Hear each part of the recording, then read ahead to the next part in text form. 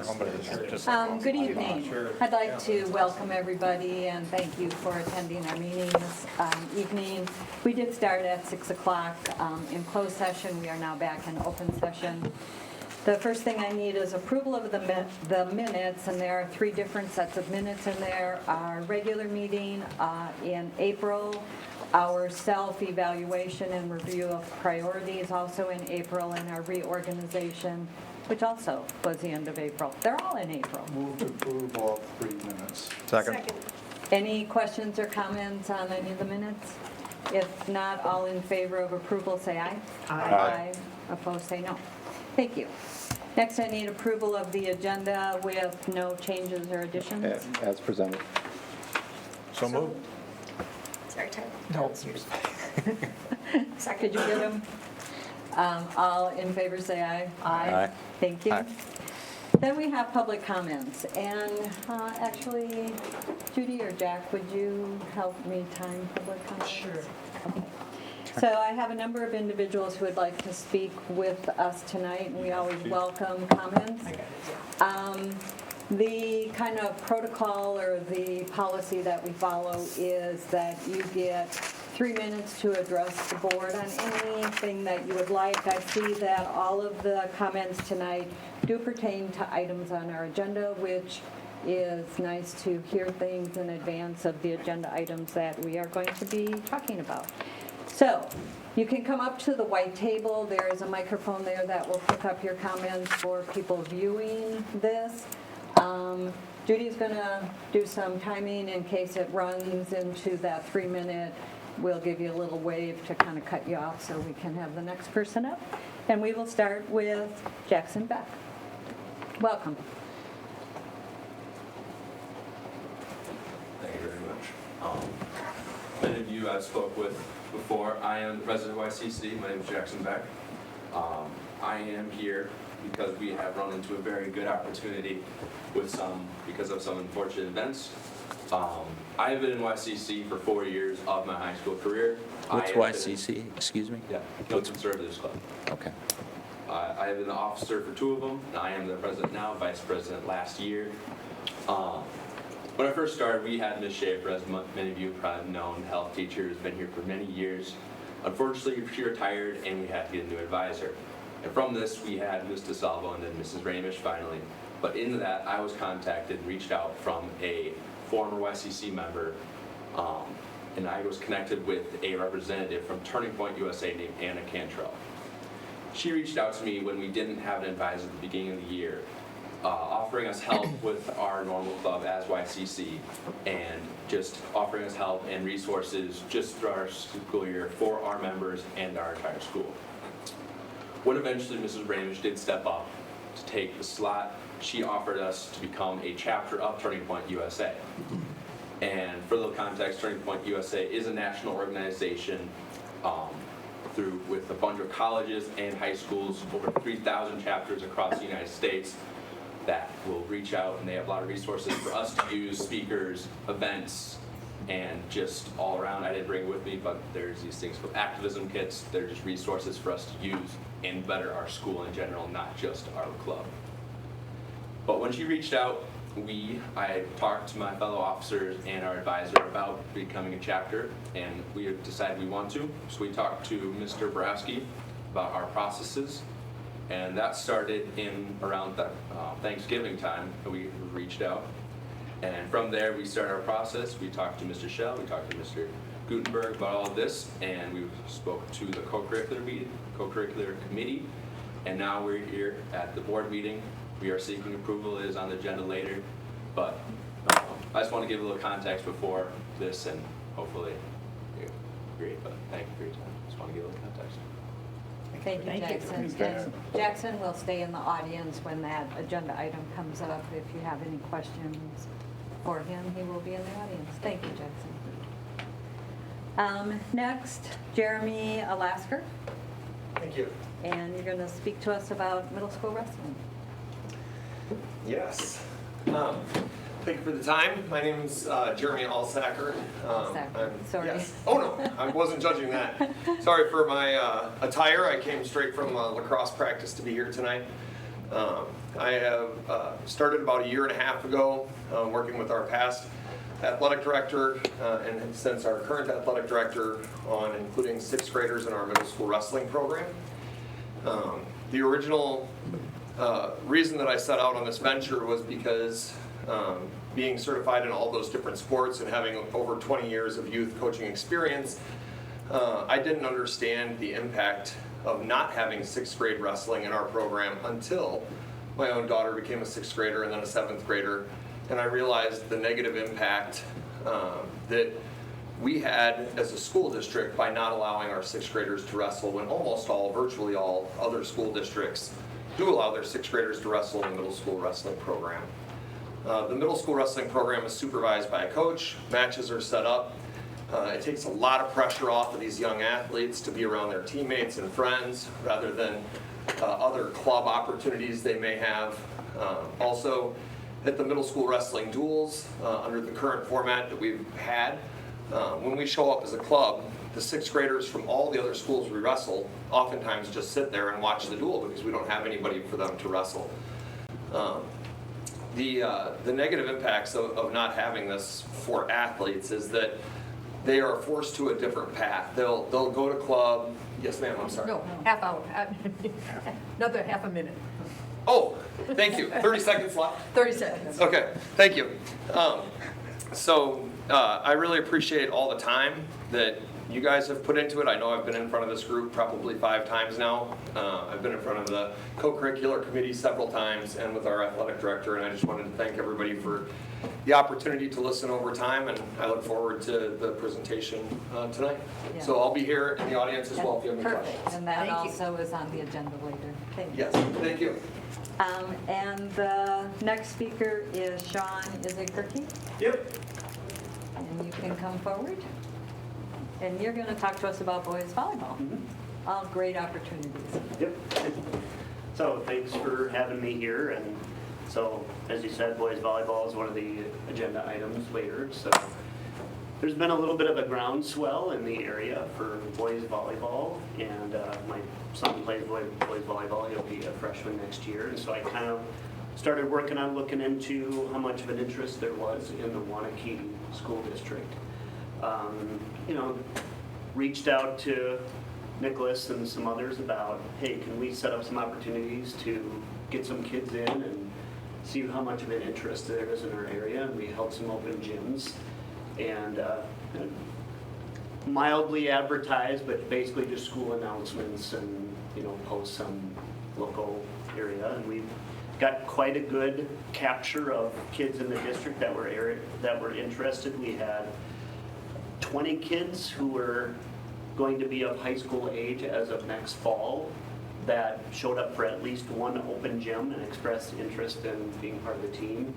Volleyball team, there's 6 on the court at one time, so you want about 10 to 12 kids on a team. And so, but what was really encouraging is we had about another 20 kids that were from like the intermediate school to the 7th grade level. So, there's quite a lot of, looks like sustainability of people in this area that think they would be interested in that. And so I brought it to Nicholas and we started working on, hey, you think this might work out to develop this as a new opportunity for boys in the Waunakee School District. And so thanks for allowing us to come here and kind of present what we've learned, and I'll be around as well for when it's on later in the Perfect. agenda.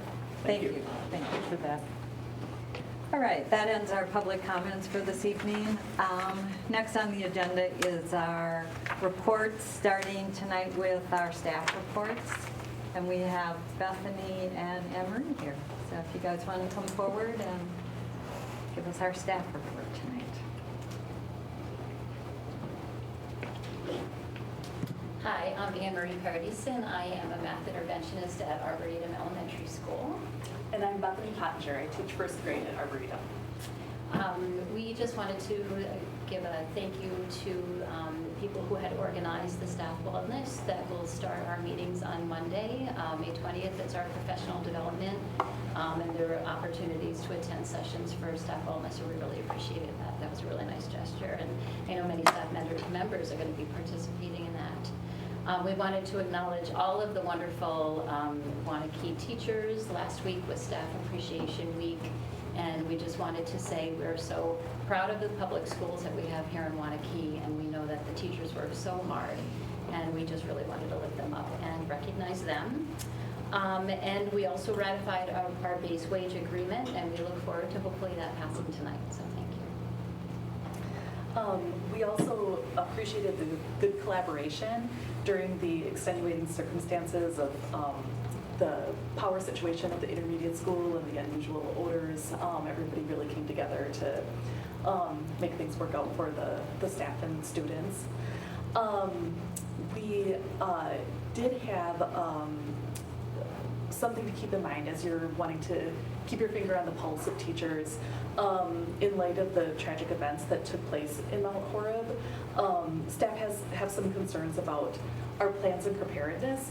We know that there are some new protocols that are going to be put in place for next school year, but we feel like it's never too soon to, just make sure that everybody knows what they should be doing if we would have anything happen here.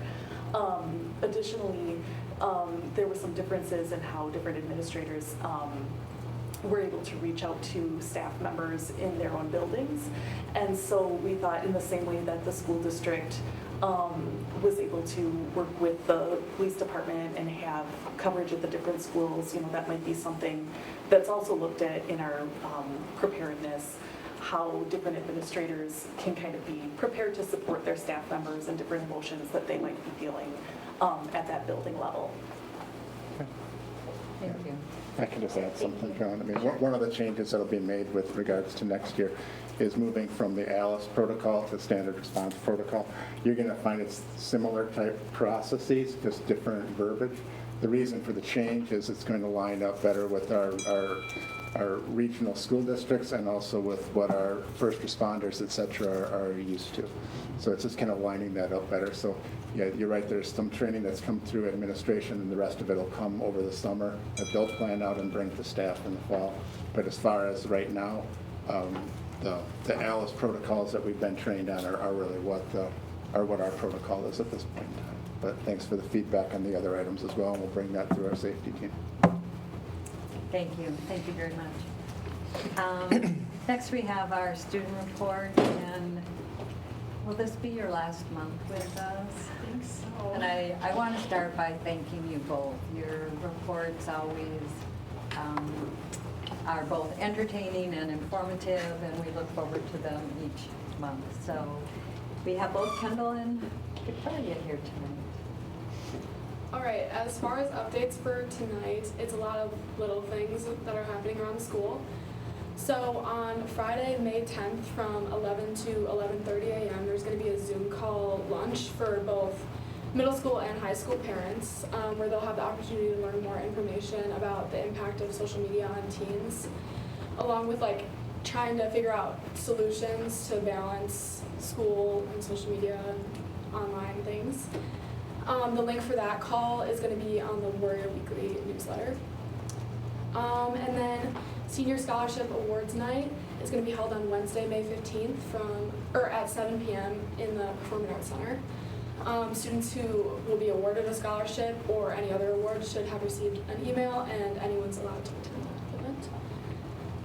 The high school greenhouse is having a plant sale, so Monday through Friday it's open from 3 to 5 p.m. and Saturday it's from 9 a.m. to 12 p.m. And the profits benefit student projects, FFA activities, Garden of Dreams, and the Waunakee Elementary Schools. Also, the 2024 Senior Art Show is Wednesday, May 15th from 5 to 7 p.m. That's just in the entrance of the high school, and also anyone's welcome to attend that. And for students from grades 8 to 10, there's going to be a summer drama class called The Shadow of Peter Pan. So during the week, students will learn and rehearse, and then at the end of the session, they get to perform that play. And again, that link can be found on the Warrior Weekly newsletter. And finally, the Waunakee Rotary Club will be hosting a high school foreign exchange student from Spain for the 2024 to 2025 school year. And they're looking for families who'd be willing to host the student for the next school year. They want about 3 families so that she'll get the experience at 3 different households while she's in the U.S. So if anyone's interested in being a host family or knows anyone that would be interested, they can contact Carol Blyfield from Waunakee Rotary. Did you say where that student was from, or do you know? Spain. Spain, thank you. And then for student council, we're just kind of winding down for the year. We just did our elections for our next year's officer team, so the new school board reps are in the works. We don't know who they are yet, but they're among us. For Staff Appreciation Week, Student Council worked to provide coffee and donuts for the staff for the high school, as well as writing cards just to say our thanks for all the teachers at the high school.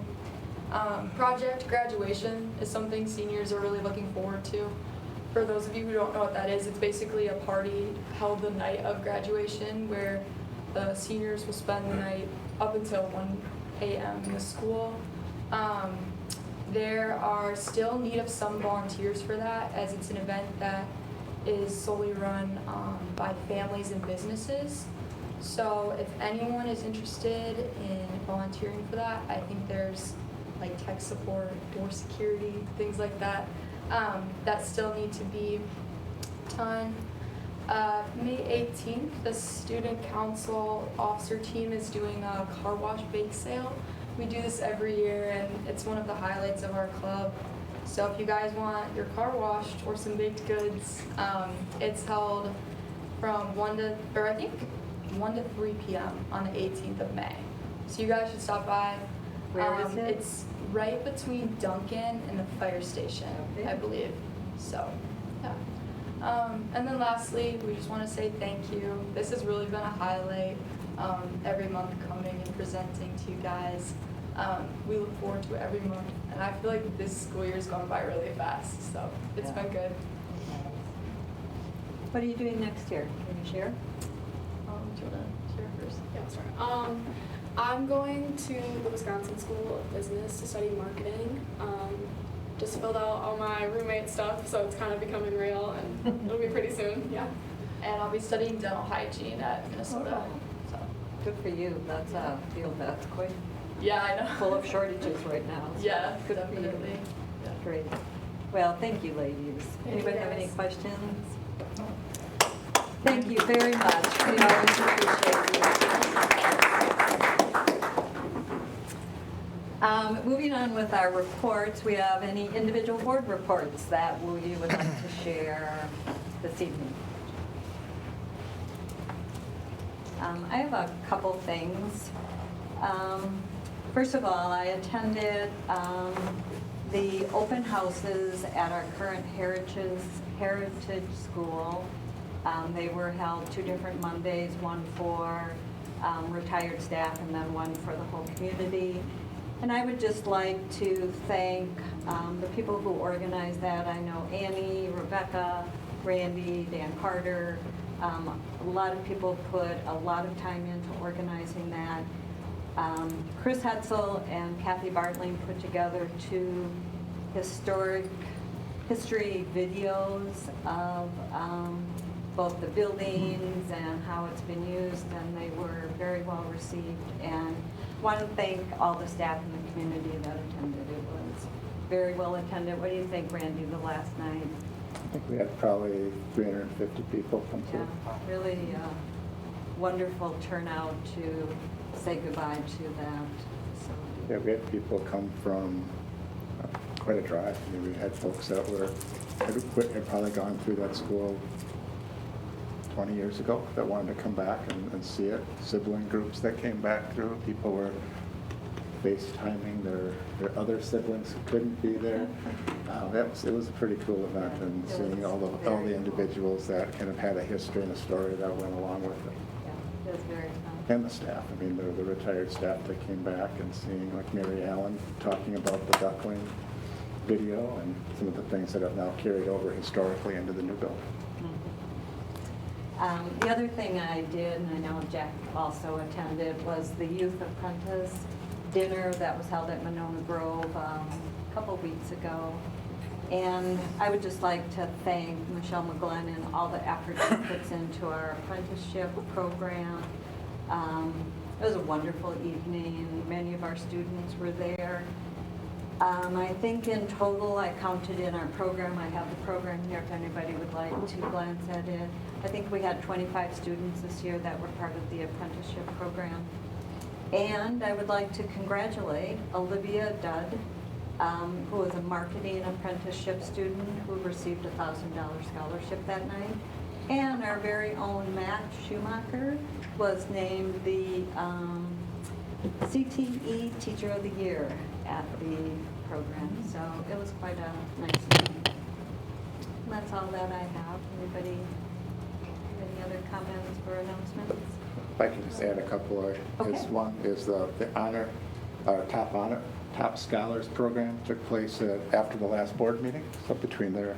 And this used to be the top 10 awards for the Badger Conference, and you'll see many of our districts have stayed with the top 10. Some have expanded beyond that, but this honors our top 10 students who will be graduating. It's an annual event put on by the Badger Conference that's not only recognizing athletics, but also academic achievements. And then the Alice by Heart, which was put on by our drama, our musical this year. Kids always do a phenomenal job presenting their different performances, and that one was no different. Pass those around. Thank you. I was just going to say quickly that I had the opportunity to attend a day of the annual MSAN conference. It happened to be held in downtown Madison this year. That's not always a Madison thing. It is a national conference. And I went into a deeper dive of the summary of some of the things I had seen there in our DEI subcommittee. And I think on the agenda there is the student MSAN conference. They're going to have a blurb on what they had experienced and some of the things they saw. I think this was, I'm trying to look back at the timing, some of the, when our last April one was. But it was a very good experience. I'm very glad I went, and we had some key takeaways that lead to actionable steps from that. So there were other, this was the one geared to teachers and administrators, and there were teachers and administrators there as well. So it was a good conference. Thank you. Thank you for attending.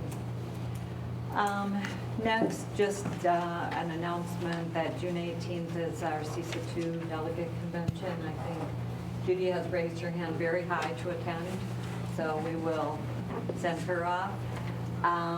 The committee assignments that we annually kind of reorganize are in your folder as well as on board book. So, and we've already started putting together meetings with those new committee assignments, so take a look at those. So we are ready to start some committee reports, starting with the budget committee. Steve, I'll let you take that. Thank you, Jack. We have a couple of agenda items that are on tonight's board meeting for recommendations from the committee, and one is just a report. So we'll start with the action items. Allie's joined us up here, and Allie's going to talk about the first couple of action items from the budget committee. Sure. The first draft of the budget was approved by the budget committee 3-0. All of the items that are included in the first draft are in the notes, but I will just highlight a couple of them.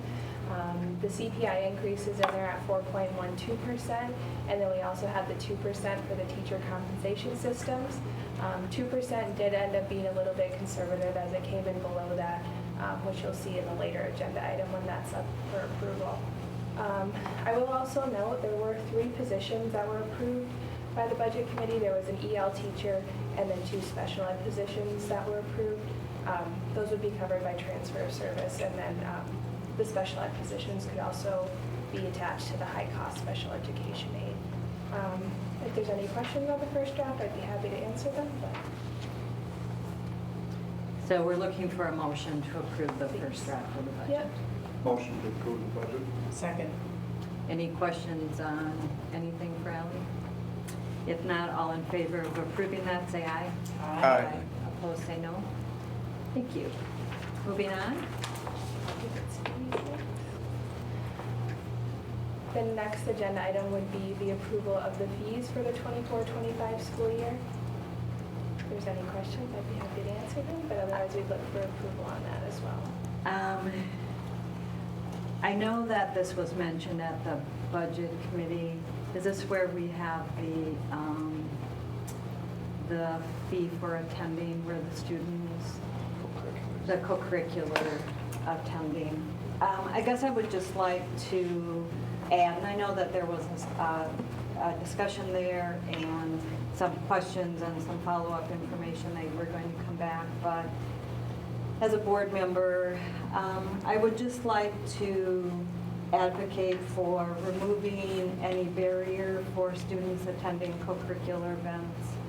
I think that allowing them to attend if it's budgetarily feasible would be an awesome move for our students to get them more involved and to have that open for families to attend who might have multiple kids and it becomes a barrier. So I would really advocate for removing that fee for students.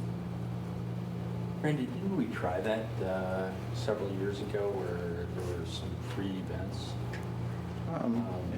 Every year, there's some of the booster clubs will pick up some things for youth or for other events. But we never really tried it in the respect, I think, what Joan and I believe Katie's talked to me about it as well. I think what they're looking at is just to kind of bring everybody up to speed with kind of what the request was to look at a lot of our sporting events and then not have a gate receipt or a gate fee for our students to go in an effort to, again, break down the barriers. I think Joan's talked about if you have potentially extending that down to younger kids all the way down to elementary, allowing families a better opportunity to go without the cost of it. That's still a piece I believe that we were looking into, so it's not something we were prepared to recommend here tonight or bring the data along with it.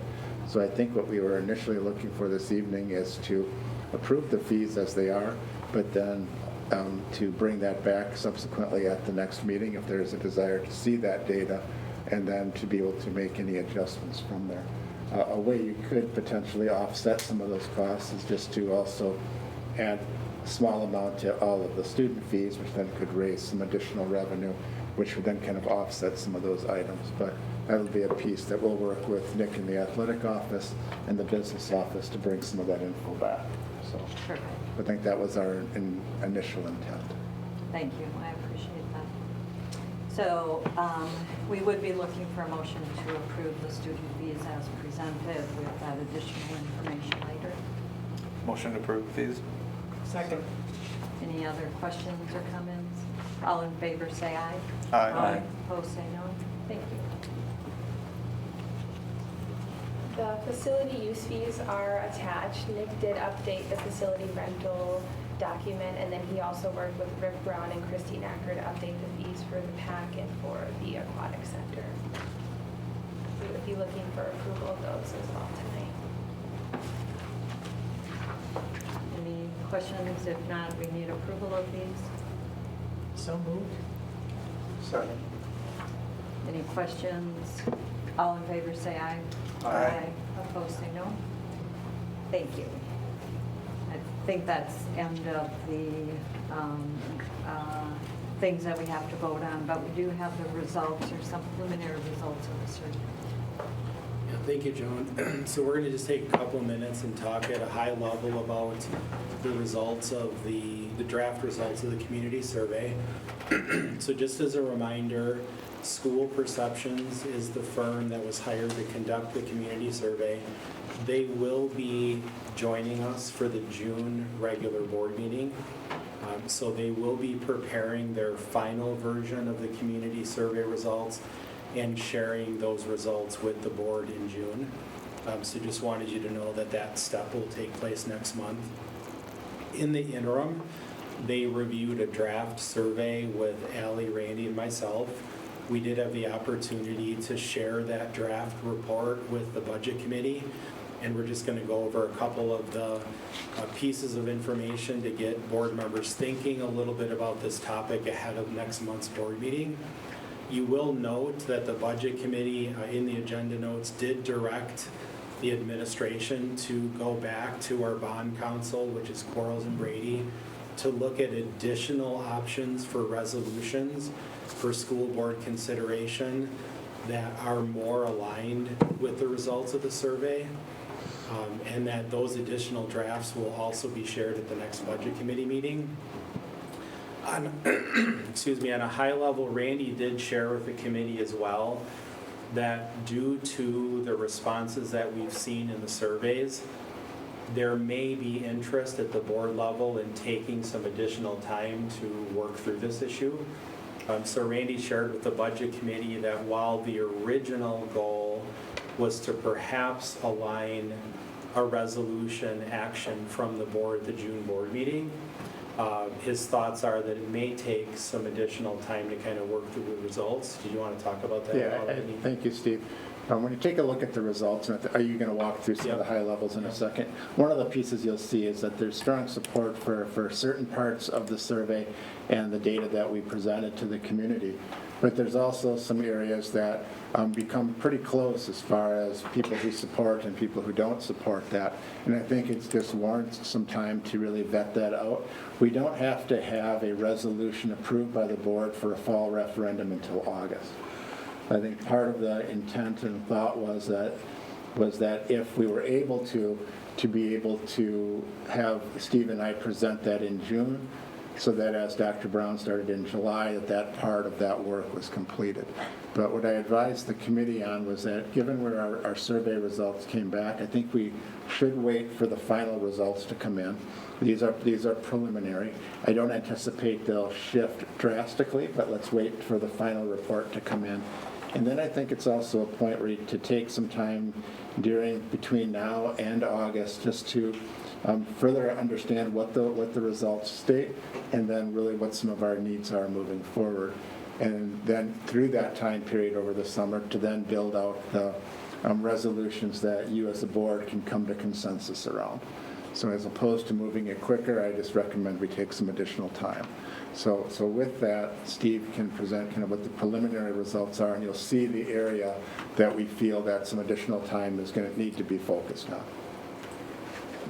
So I'm going to just kind of move through this quickly. You obviously can take a look at it on your own, but as far as some of the most important information, the survey response rate was very strong.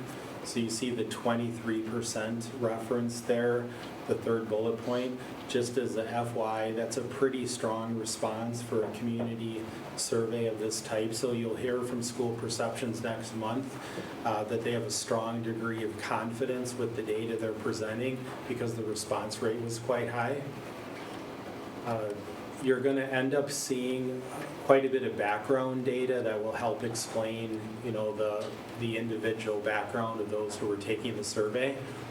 But then we really jump into the 3 different core financial questions that were asked to the community. And you're going to see the responses are broken down into 3 main categories of respondents. And this is for each question. There are staff residents. So for the first financial question, which was regarding the $8.1 million in operational referendum funds that expire, you will see the staff residents response rate to that question. So in this example, it was 86% yes, or probably yes, definitely yes. Then you see parent residents responding to the second question. And here you see the support level is at 67% for the first question with the 8.1 million. And then you see the largest share of our community, which is the non-parent, non-staff residents. And the support is at 51% with that group. And one of the things that School Perception does for each of the questions, which is a really important point when it comes to the survey, is for all of the questions, they're factoring that 70% of the population that's going to be voting in an election is the group that is referenced here, the non-parent, non-staff residents. So they are weighting the answers to every one of the survey questions by saying 70% of the respondents to the survey responded 51% positively to the first question, while 30%, excuse me, of our population responded with a 67% positive response. Averaging them together as a weighted average brings the support for the first question in at the 55.8% response rate. School perceptions will tell you next month that because of the large number of community members who did respond, they have a margin of error of slightly over 2%, that ultimately the support in the community for this question would range between 53% and 57% if you were to ask the community just alone on the $8.1 million and continuing it. So that's how each of the questions is really broken down. So you can see this one, based on their scientific model, would receive a positive response if the board put a referendum question of this nature out in front of the public this fall.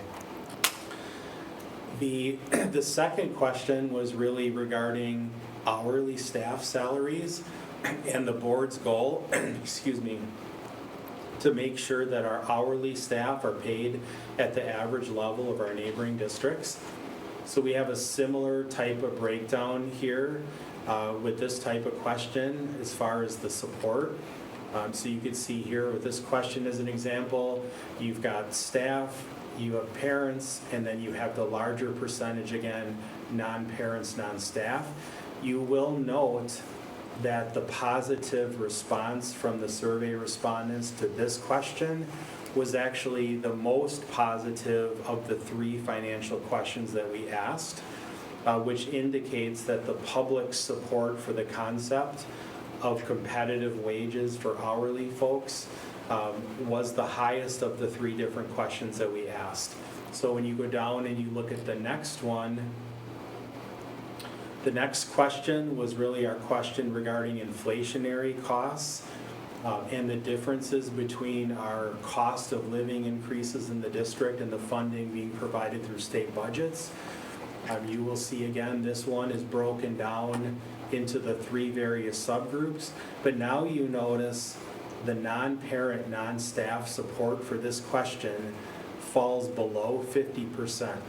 So the response level for this one is down into the 42% range.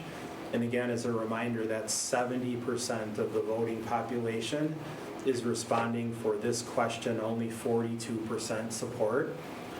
So when you go down and then look at the question that sums up each of the 3 parts financially, you will get, again, responses broken down by group.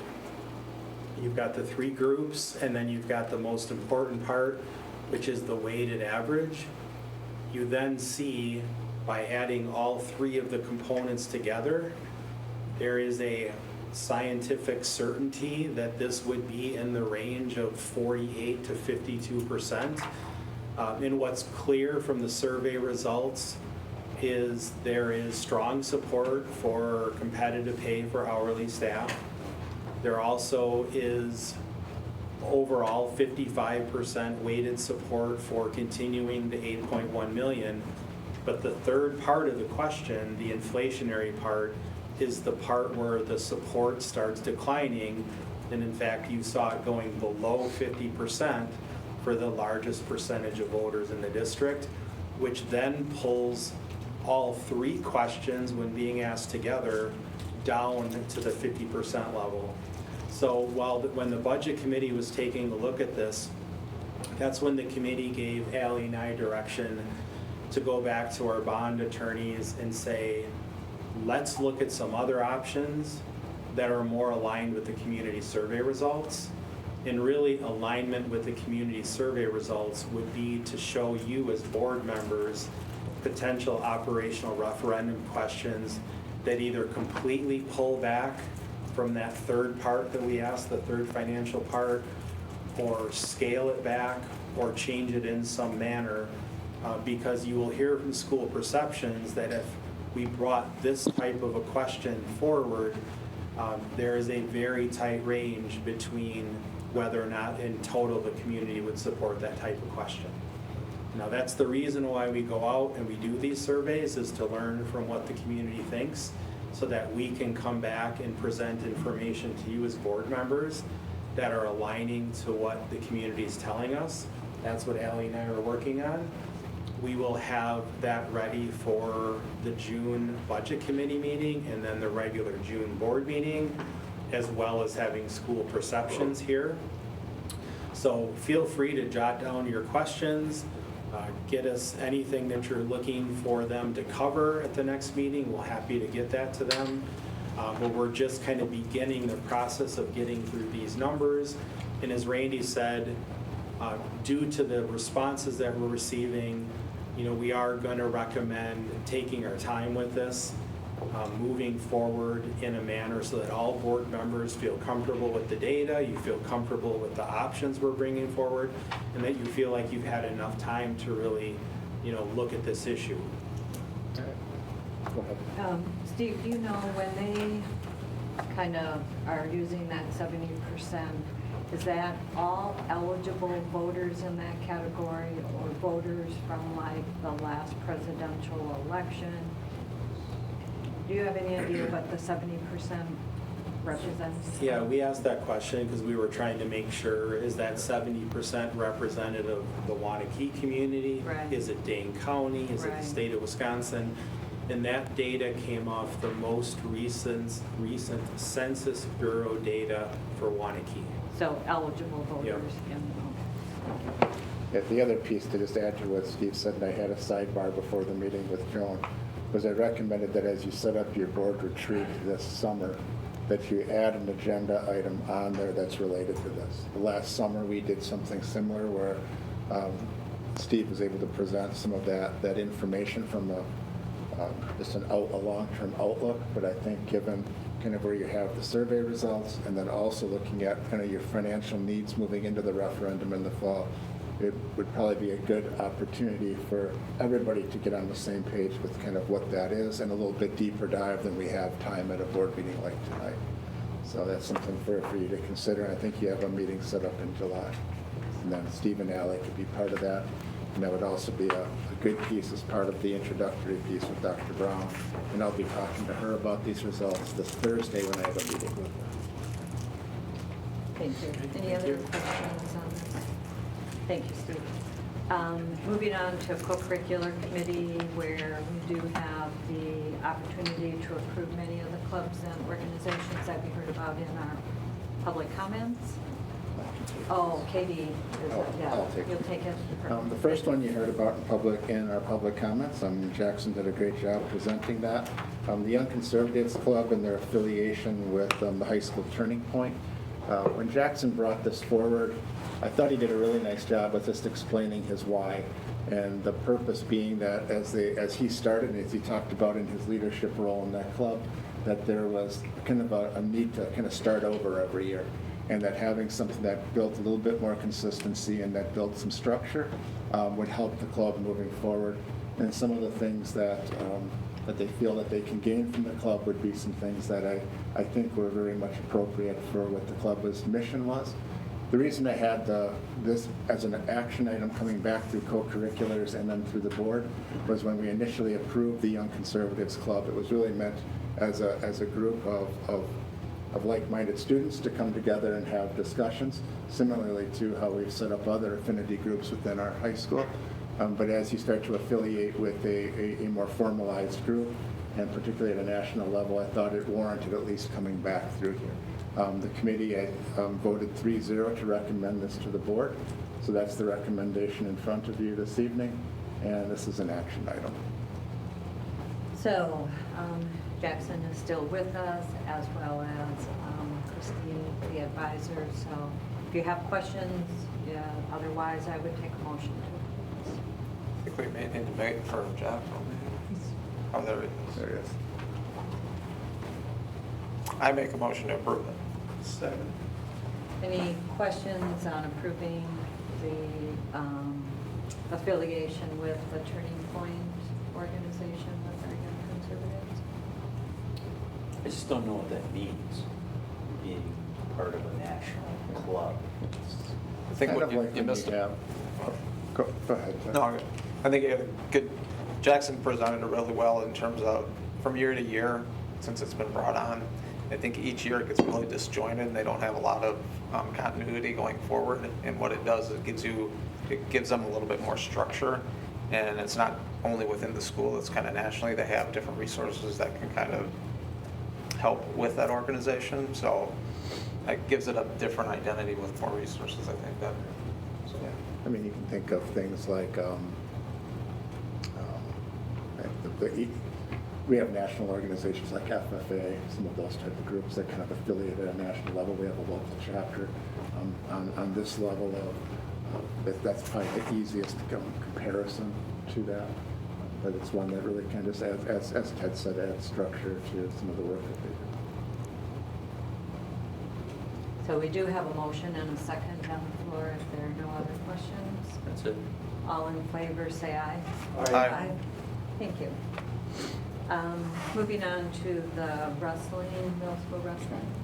In front of you have a recommendation from the committee to allow for the sixth grade, as was articulated in public comments, to allow our sixth graders to wrestle with our middle schoolers. Nick has done some research into this item and has attached his recommendation to the agenda, and this was approved by the committee. It does not have any additional costs associated with the program since we already have the coaches' transportation schedule set up. It's just a matter of allowing our sixth graders to participate. Offer Nick any opportunity to add any additional details, but this is an action item tonight as well. Mark? you have a I'm supportive of the idea. I just want clarification. So the sixth graders will compete against sixth graders, or will they be competing against seventh graders? Is that question to me, sir? Okay. Any of the coaches? Oh, I didn't know for I sure. mean, it all depends. Like a lot of adults, mostly in wrestling, and Coach Denny here's the middle school coach, they match it all ball and ability, and it'll depend on the sixth grader's ability. If it's an advanced level sixth grader who is better than the other sixth graders, he would potentially compete against a seventh grader. But if it's a beginner sixth grader, they'll be competing against beginner sixth graders. It's all based on that most of the time. Great, thank you. Any other questions? If not, I would take a motion to approve including our Motion to sixth approve. graders. Second. Second, all in favor, say aye. Aye. Thank you. And last we have the volleyball. Volleyball, just to give a little bit of context to this, and then I can kick it over to Nick to kind of present some of the details of it. Volleyball has hasn't made it all the way to the board level, but it has been a conversation that's probably gone on for going back 10, 12 years. Every couple of years, somebody brings forward the idea of wanting to add boys volleyball to our program, things that other similarly sized districts have across the state. Where it fell short in years past was we just didn't have the interest. We couldn't have, the numbers didn't justify it. We didn't have a place that we could potentially co-op with.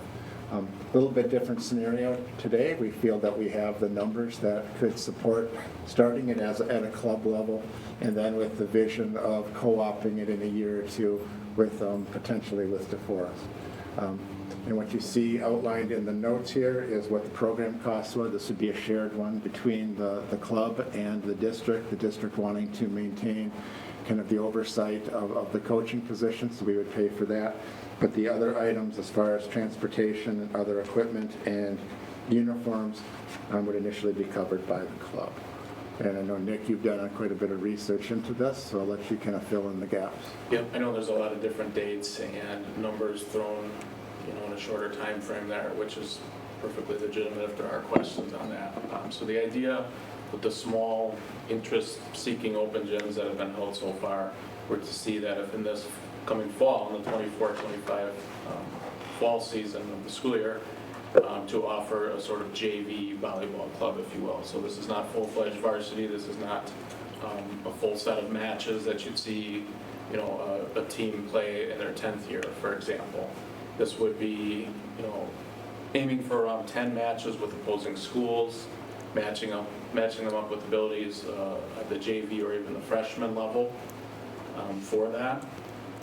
And in preparation to possibly the following year become part of a co-op, and I know DeForest is listed up there, but that's just one of the conversation pieces that we've had is with DeForest.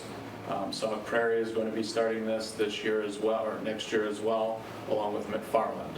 So there's going to be, I mean, not that McFarland is next door compared to DeForest, but just kind of showing you this is growing in the Badger Conference. It's becoming more and more prevalent to kind of start to add boys volleyball to the portfolio of schools, where the Madison Public Schools have had it for a while. So they'd be ahead of us. Like, you're not going to go play, competitions right away against those schools. Trying to find schools that are on our level in terms of starting up a program for the first time, eventually growing it from a JV to a varsity, and then looking at that co-op option as well down the line for boys volleyball. There's some deadlines that are involved with this that we don't get to maneuver, such as the September 1st. So by that point, we would need to decide, are we going to apply for WIA status so that we could co-op with one of these schools next year in the 25-26 school year? If not, we would continue that club route for one more year, continue to boost and build numbers and see where interest is at too.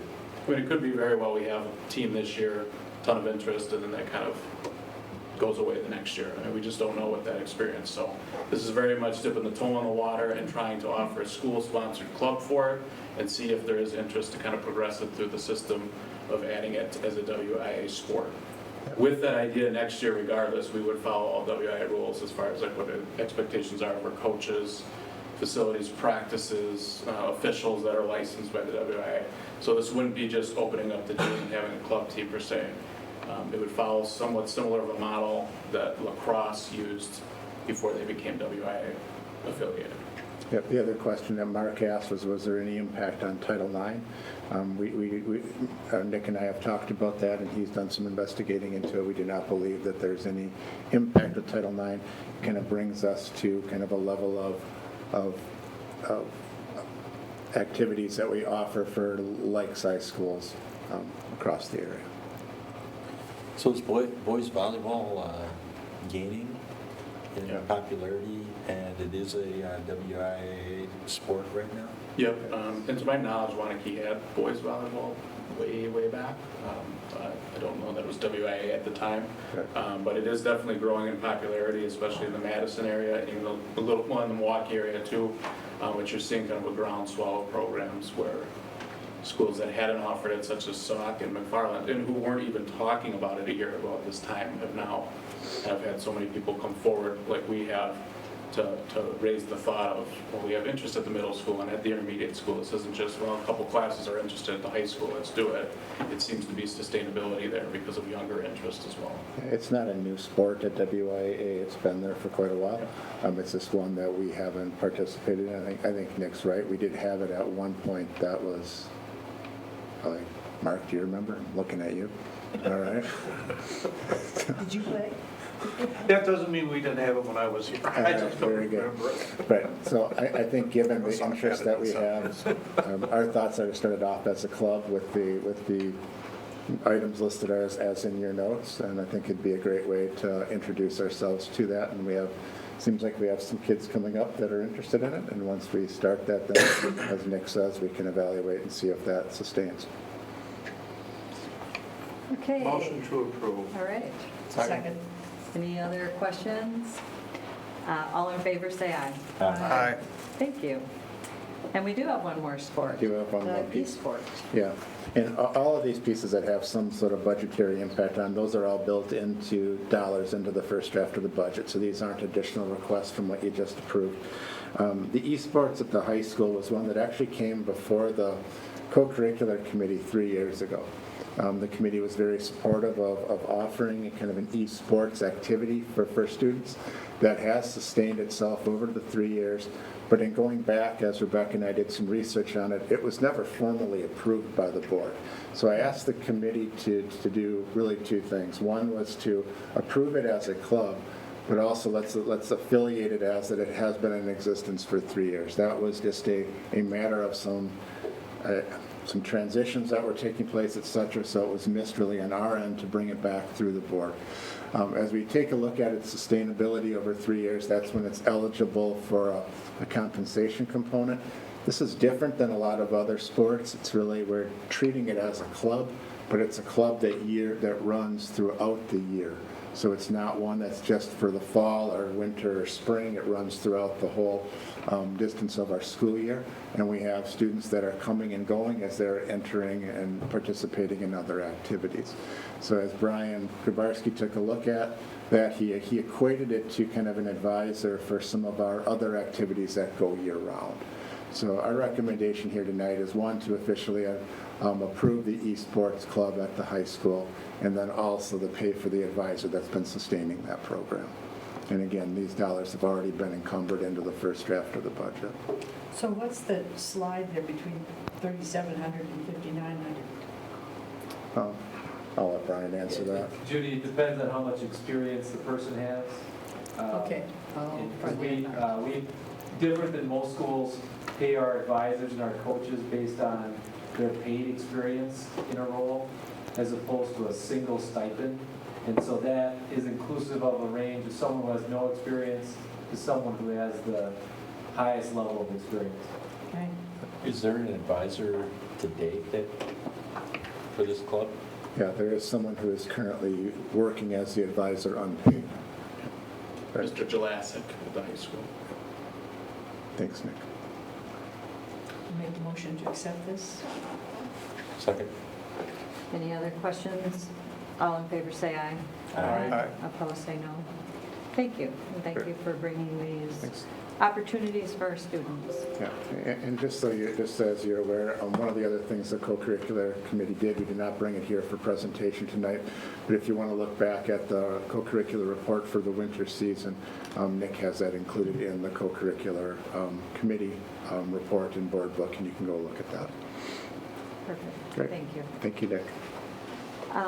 Moving on to facility committee, we have a number of items, and Steve, do you want to Yeah, I can get it started. We're going to ask Jay and Adam to come on up from Vogel.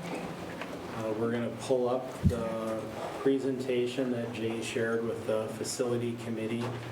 So Jay's going to talk through the budgeting and bidding process for the middle school, and I think Adam's going to talk about some of the bids that we're requesting approval on tonight.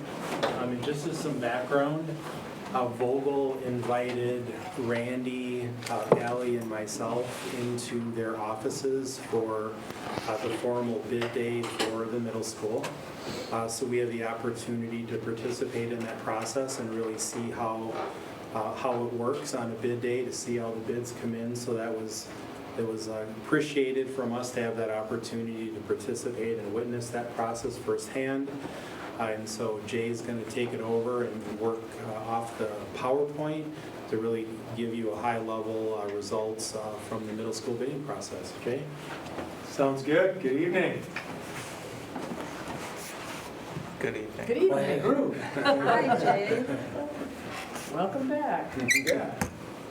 All right. So as Steve mentioned, we are going to go through the middle school bid results, some subcontractor awards, and then we'll also cover Bethel updates too, right? Perfect. All right. So we always start with this slide. Again, this is just a reminder to the group in terms of the overall referendum and the different projects that were associated with that and the budget targets for each of those. So today we're going to be focusing tonight on the middle school, which is $99,920,000. So I'll get into the numbers first, and then I'll talk through a little bit about the process and the results. So where we sit today is a total construction amount of $84,539,820. We're carrying a contingency of $3,580,180, and then soft costs of $11,700,000. Now those soft costs include design fees, but they also include all the furnitures, fixtures, and equipment that go in the facility. And so we've assembled budgets with Steve and the team associated with the middle school for all of those scopes of work. So as you can see, that still puts us at that target of $99,920,000. Based on the results we did get from the bidding process, it was very favorable. We were happy with the amount of bids we got and also with the scope and the numbers of the bids that did come in. And we were able to include about $1 million of scope items that we had previously identified as alternates. So as we've been going through the budgeting process for the middle school over the last over a year, we identified some items that went on that list as alternates to make sure that if we did have some budget pinch when we got final bids, that we had the ability to pull some levers to stay within the budget. And so where we sit today, we're able to pull in the track resurfacing project, the outdoor classroom scope associated with the middle school, lockers. So initially we identified about 100 lockers that wouldn't necessarily be needed day one, but were included in the plan because they laid out within each of the classroom wings, and so we're able to pull those back in. A cellular repeater system, which allows cellular phones to work within the facility without any issues, and then full height tile in all of the restrooms. Another big component of that was to pull in solar panels at the school. And if you recall, last time we presented a budget update, we had talked about the solar not being part of the budget at that point, but we had targeted that as an alternate to be able to pull in if the bid results came in the way we expected. And we are able to pull in about $750,000 right now of budget for the solar panels. Jay, one question. Yep. You know, we put the full tiles all the way up to the ceiling. What's the advantage to that, and could we utilize some of those dollars someplace else? Yeah, so from an advantage standpoint, Jack, one, from a cleanability, it's a little easier to clean than if you would just go up like 6 feet. So what we had proposed as an alternate was to just go up 6 feet, and the top 2 to 3 feet, depending on the ceiling height, would just be either epoxy painted drywall or it could be masonry, depending on the location. So from a cleaning, it's a little bit easier when you've got just one consistent surface to clean and you don't have a ledge at the top of that 6 feet. Aesthetically, it does look a little bit better than if you have the two different materials. Okay.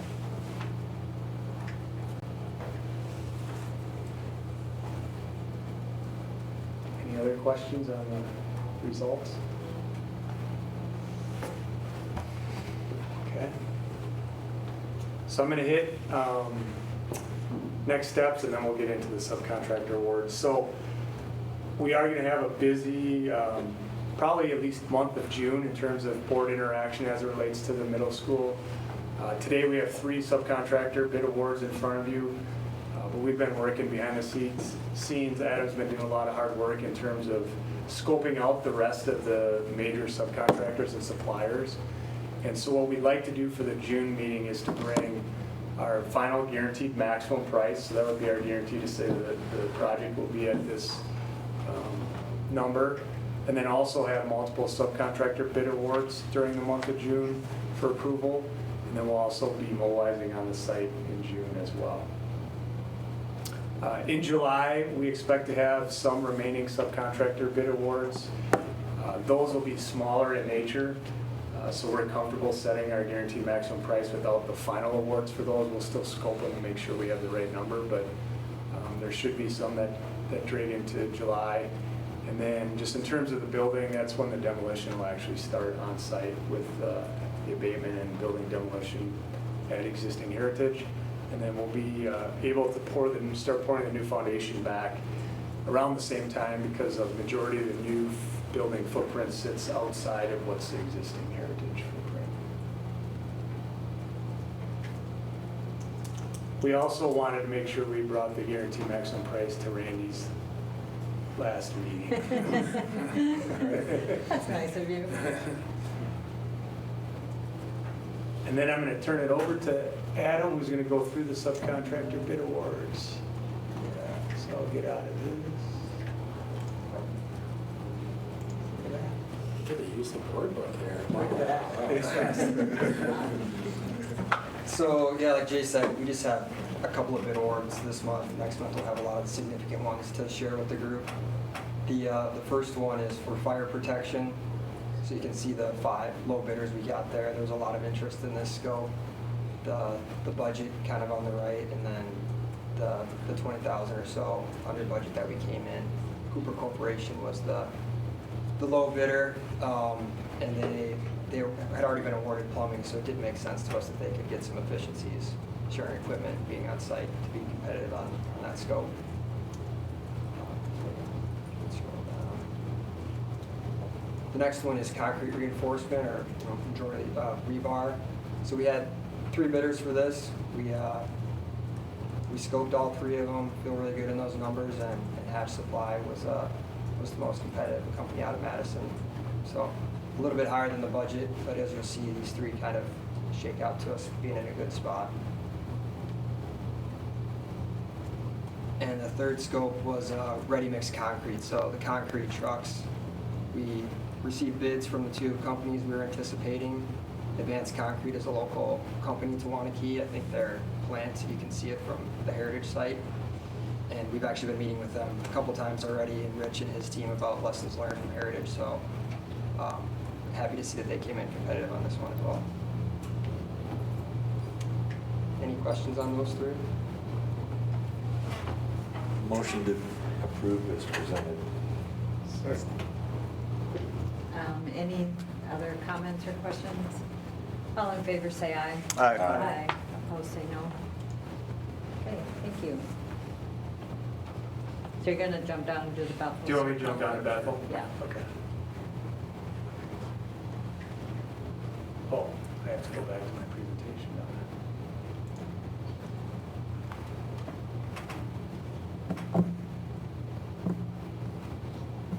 now. Okay, so the last couple of meetings, we spent some time talking about the work that's going to happen this summer here in this facility. What you see up here in front of you is the site plan of the 2 major components of this project. One is adding additional parking, as you can see here. And then this is the existing parking lot, and we are going to be refinishing that existing parking lot.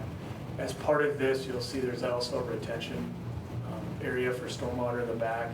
There's some new piping work that'll happen as well to address some of the current drainage challenges that occur within this site as well. And then inside the space, we're sitting up here in this area of the floor plan. So right now, we are planning to add 4 offices in this currently existing, I guess, a copy room space, records room space, and then building a new records room with 2 additional offices back in this area. I'll get a little bit more into that as we get to this next slide. So the target budget that was set way back in the 22 referendum for the work out here was $615,000. And that was for office modifications in the parking lot scope, as I just alluded to. Based on the final bids we received for this scope of work, it came in about $14,000 higher than our target. But we had included some additional scope that really drove that to be a little bit higher than our target. One was the electrical vehicle charging stations. We have rough ends figured for 2 stations, which would give you the ability to charge 4 vehicles on site. And then we also initially didn't have the offices up in this corner as part of the original scope. I will mention that the way we've looked at this budget is with the same management staff that will be managing the work at the high school. So there's some economy of scale in terms of management of this overall project, and the supervision and management is included for both projects within the high school. Guaranteed maximum price that's already been approved by the district. So based on the discussion at the facilities committee, what we'd be looking for today would be for approval to proceed at the $615,000 amount, and allow the administration to work alongside with Vogel Brothers and EUA to value engineer the project back to the $615,000. The conversation, thank you, Jay, was that at the facilities committee was to look at those 2 numbers, the initial budget, and then also where the bids came in. The feedback from the committee was to have us value engineer it back down to the original budget, which we're absolutely willing to do.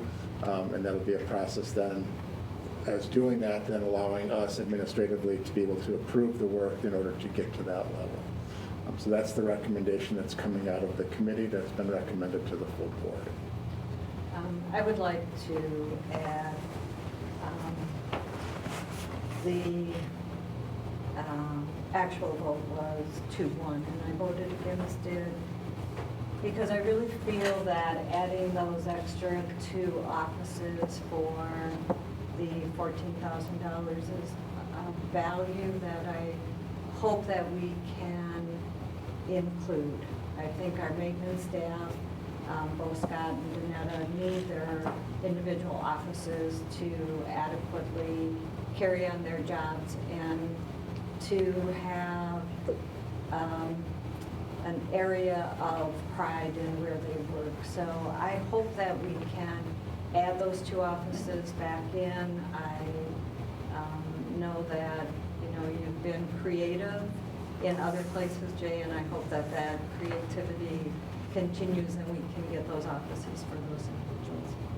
So maybe I misunderstood. So is the recommendation to go with the 615 and then the 14 would be covered through administrative budgeting?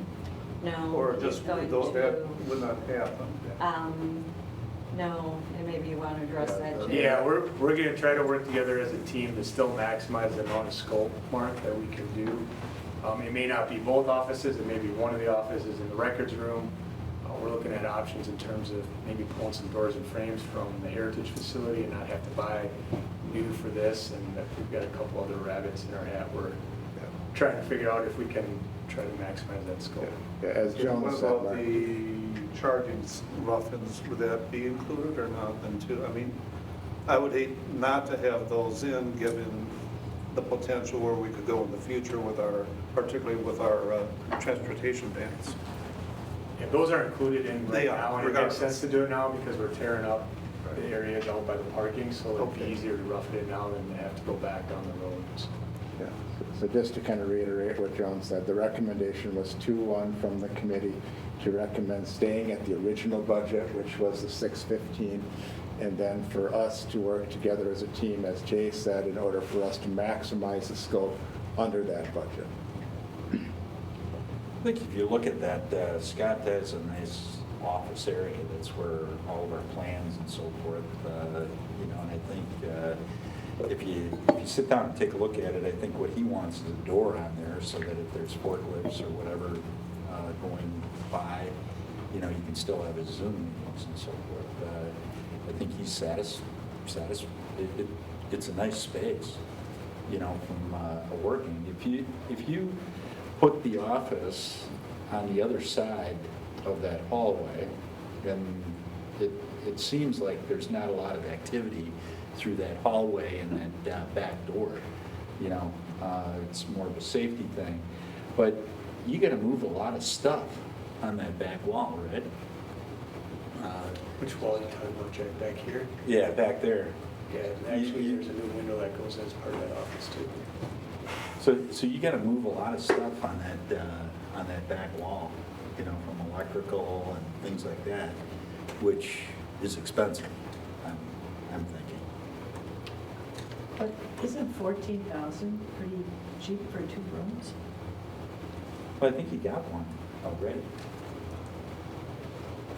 I Well, think the stuff in red is not going to be there unless we find 15,000. So a portion of it could still be there. It's more than 14,000 for this scope. We were able to pull it into the 615. We're just a little bit over by the 14,000. Yeah, we haven't determined exactly what's in or out with the 615. That's part of the work that then, if you approve it at that amount, you also are approving us to have the latitude to make that final decision as long as we stay within that budget. That was the recommendation. the 615. That was the recommendation out of the committee, correct?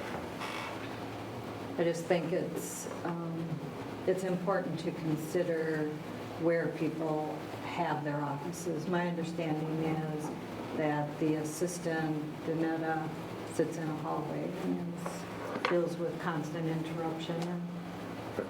you know, that's hard to complete your job when you're being interrupted. But I think what you So were there's a talking. good chance, I mean, there's a probability with what you've done at the Heritage, that 15,000 is going to come up somewhere. There's not looking for money, Mark. It's basically figuring out how the project fits within the 615. Right. So the question really is, does the board want to approve 615 or 629? The committee approved the 615 to the board. Here's what the bid is. Right. And then this is what our budget, no. That's a bid, that was our budget. Right. So there, we're not looking for money, we're looking for how we can be creative with how we construct that to stay within the 615. But the question in front of the committee was, are you comfortable with the bid amount, which was 629, or do you want us to stay with the Okay, but I understand that, but what I'm getting at is that the overall project, 15,000 is an nth of an nth of an nth. And given how the project came well financially with the Heritage, I think we'd find that nth somewhere to cover the overbid on this project. Yeah, and And you're so- accurate. I mean, coming out of Heritage, we'll have probably north of $1 million. That'll be, So I would like to make a motion to support the final bid of 629. Despite, I normally like to follow a committee, but for 14,000, I would like to see it done the way it should be, that everyone's happy. So in that initial budget, it didn't include those things that are added at the end, is that correct? Correct. The scope grew because of what? So when we presented last time, Ted, and I think it was just the facilities committee, we were at like 580 or 585,000 for the 4 rooms plus the parking area. And since we had a little bit of a gap, we talked with the administration and tried to get these offices in to see if we could have favorable results to get to the 615. We didn't get all the way there. We ended up at the 629. But I would definitely challenge to get to the 615. You know, it's easy for us to say it's only 15 grand a year. It's another 10,000 here, another 5,000 there. You know, it just adds up over time. You already have an office there. You know that you know, you put a door on it, and you know, I think it completes Scott's desire. You know, if you sit there and you start moving all that electrical, it's expensive. You take a look at, instead of, you know, how you've got the it configured, if you put it into that open space, probably cuts the cost. And you can still have the doorway into the hallway. You know, you're putting up walls as opposed to moving infrastructure. I wonder if we have to be careful with the work that we're asking people to do and give them the support to do it in, and not necessarily scrunch them into a budget that doesn't fit their needs. So, again, the idea that they could work there, yeah, but when we're fixing everything, do they need to work like that? And are we valuing their, Have the you talked? necessity of, I hear what you're saying. Have you talked to the employees? Yeah, well, John is here. John, what is your sense of the employees? These are your people.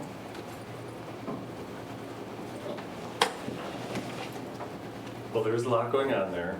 You guys have seen this, and there's been a lot of iterations of going back and forth on what would be a good solution. And there's pros and cons. So to Scott's area, you're right, there's forklift traffic. He doesn't have a telephone. There's not a data jack. He has a shower curtain for a door right now. We could put a door there. But it is false ceiling within the warehouse space, so it's loud. having that Scott's office near my office would help facilitate communications with Danette and I. Danette is constantly interrupted all day long. It's not just a back hallway, it's a main thoroughfare. Giving Scott the ability to have a phone and a shut door would make him, I think, more productive,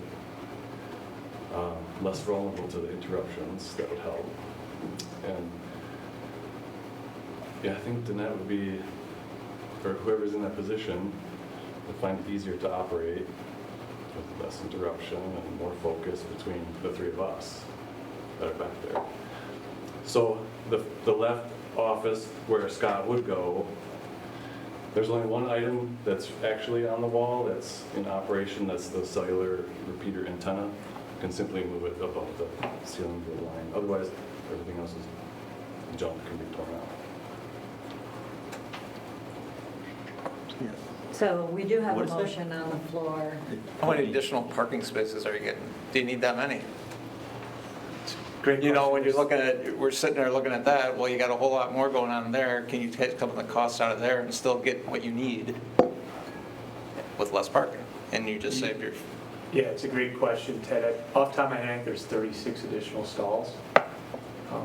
But yeah, if you eliminated 3 or 4 stalls, you could probably exactly, get this done on the inside. right. And you're not compromising that space. And, okay, well, I know we're always compromised with parking, but you're gaining all of that and you probably have some extra, just, it's a thought. We do have a motion on the table by Mark, so we need to either have a second. I'll or- second Mark's. And that would be to have the scope of this project at 629. Any questions? All in favor of that, say aye. Aye. Aye. Opposed, say no. No. We do have 3 ayes. 3 to 2. So you could get the 629. Thank you. No challenge, you did sharpen your pencil. We always do, Jack. Don't worry about that. Maybe we'll get 3 offices. We'll get it back at the end. So we're going to move back to the high school LED project changes. Yes, thank you, Joan. So the facility committee has provided guidance to administration to continue to evaluate any projects at the high school with keeping the bigger picture in mind. And what that means is the board has approved agreements with both Vogel and UA to work on a comprehensive high school campus planning process. And the facility committee over the last couple of months has taken a very close look at all of the projects that have been slated for the high school. As you as board members know, last month the facility committee brought forward recommendations to actually pull back some of the work at the high school. Jay was at the meeting to talk through some of those topics. Since last month's meeting, we've continued to evaluate all of the projects at the high school and presented another possibility to the facility committee at the most recent meeting. And what we presented to the committee was a change in direction for LED lighting. We presented the facility committee with the concept of removing the LED lighting project from the high school, which is a removal of $1,440,000 worth of lighting work, and redirecting that work to Prairie and Arboretum. The intent of redirecting that work would be to allow that master planning process at the high school to continue, so that ultimately you as board members would be able to evaluate all of those options. And this would minimize any chance that potentially some lighting could be done this summer, that you would then see a master plan for the high school that you preferred that would potentially result in brand new lights having to be demoed or removed. So in order to avoid that, we've reached an agreement with Westfall. They are willing to void the agreement at the high school and redirect the work to the other two buildings. The work that would occur at Prairie and Arboretum would occur after summer school. So there would be no interference with the summer school program. And the cost would be $1,372,000 instead of the $1,440,000. Westfall's been great to work with on this, very cooperative. They're willing to do and go in either direction, but we thought we would put that in front of the committee for consideration. The facility committee looked at this and then recommended on a 3-0 motion to move that work away from the high school this summer and towards Prairie and Arboretum. As a result, it is coming back tonight for consideration for the full board at this time. You would be looking for a motion to make that change. I make a motion to make that change. Second. Any other questions? All in favor, say aye. Aye. Aye. Opposed, say no. Perfect. And last for facility is our capital projects for the month. One thing quick, do we need approval for subcontractor awards for Bethel? Oh, Be done at yes. administrative. Thank level. you, Jane. Never got that in. We went, yeah. So thank you for bringing it up. So you will see in the minutes for the facility committee, there were 2 motions under the Bethel Circle recommendation. One was for the amount, and the second one was regarding the you got it up there, thank you. So basically that the administration had the ability to review and consider bid changes between now and the next meeting in order to keep the project on the timeline that was required. That motion passed 3-0 so that the project can proceed as planned. But we also need the 3 middle school subcontractors. We never voted on. I think we voted on that one. Did we vote on We that? vote on the subcontractors for the middle school. I thought Yes, Jack we did. made a motion. I made the motion On the for the subcontractors. Yes. Okay. Jack made the motion. Okay. So we've got the middle school. So we just and need- I think we're good on Bethel Circle for us to move forward and have the authority to address that work up to that budget. So we're all good? I think we're good. Yep. Okay. So we just need the capital projects. Yeah. Yep. Yep, so the final agenda item that has a recommendation from the facility committee this evening was a small list of additional capital projects. So based on the fact that some of the capital projects at the high school were put on pause, John and his team went back to look at the list of capital projects. Because again, remember the bigger picture that we are, Ally and I are working on meeting the IRS spend down requirements by August 1st, 2024, so that the district can maximize the interest earnings, which is going to be in the neighborhood of $5 million. We've been working with Jay very closely on that, on our spend down requirements, but we are bringing a few additional projects forward so that we continue putting ourselves in a strong position regarding that requirement. There was a motion from the committee regarding the projects that were attached. Just note, a couple of them were removed from this list for funding through the referendum for separate consideration. That was an adaptive playground swing at one of our elementary schools. The second part was the design process for civil engineer Roxanne Johnson, who was going to be looking at design associated with adaptive playground equipment. We know that at the new Heritage Elementary School site, we're going to be putting in some new playground equipment in addition to some of the equipment that's moving over. There's going to be an interest in looking at similar equipment in our other elementary schools. The committee didn't pull the work. The committee requested us to look at funding options for that type of equipment. Ally and I will be working with Tiffany as we revise some of the special ed budgets this spring. I'm still looking to accomplish that goal with the swing.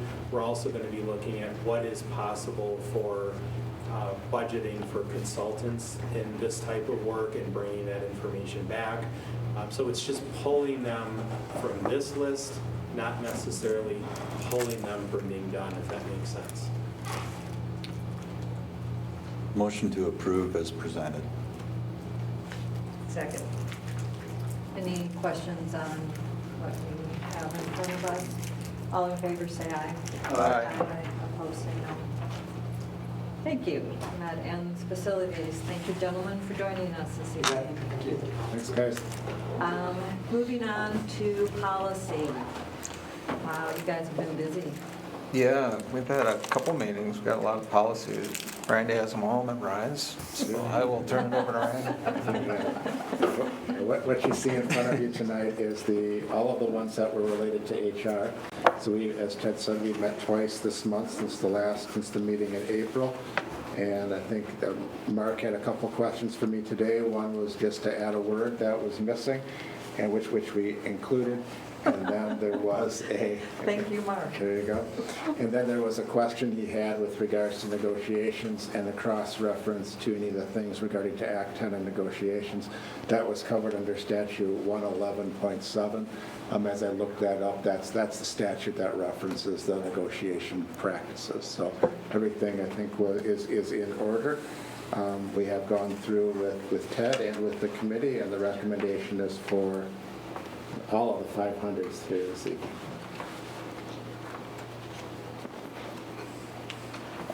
So I would take a motion for the whole group unless you have any questions.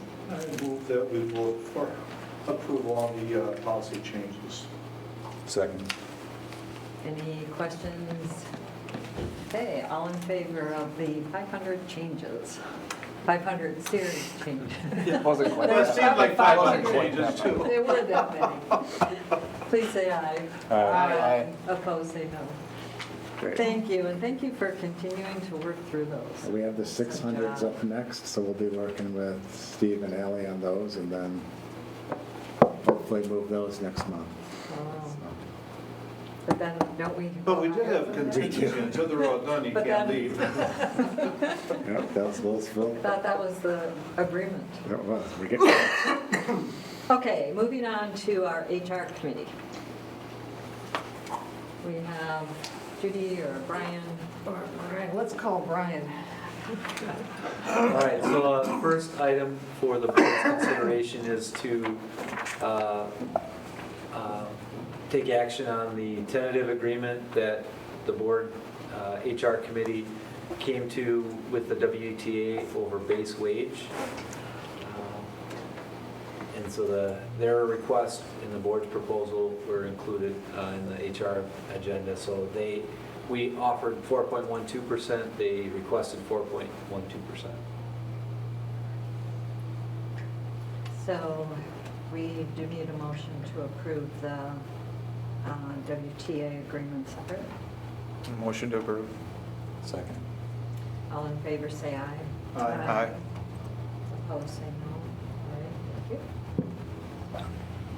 you. Second item up for the board's consideration is wage increases for the other 5 employee groups and supplemental pay, which is the teacher compensation system. That's by matter of law considered separately from base wages. So the wage increase for the other 5 groups is a 4.12% advancement of their current wage or wage system, and for our hourly employees, an opportunity for them to move one step based on their hiring date and within their salaries schedule. Motion to approve. Second. All in favor, say aye. Aye. Thank you, Brian. And then the summer office schedule, which I don't think we have to vote on, but did you want to mention that? No, there wasn't any, I mean, it was just a matter for the committee to Okay. talk about, so. All right. Yeah, I think it's listed here just as an FYI that we will be working with our staff on the summer office hours. To extend to other hourly groups. Correct. As we did Correct. last year. Okay, next committee is our DEI committee. DEI, that did not have any action items. Okay, so moving on to curriculum committee meeting. Now we have a few action items with that. If we have textbook approval. Summer curriculum projects. Curriculum writing, excuse me, approval. Tim? Tim, I don't know if anyone had do you any have questions your on these. curriculum in your textbooks? So Tim is here to answer any questions. If not, we need approval of the summer writing projects for our curriculum. I move that we accept this summer writing curriculum. Second. Any questions on that? All in favor say aye. Aye. Opposed say no. And we also have some updated textbook requests. And Tim is here to, did you make a motion? Did you make a motion? He just said I'll any make a questions. motion to approve.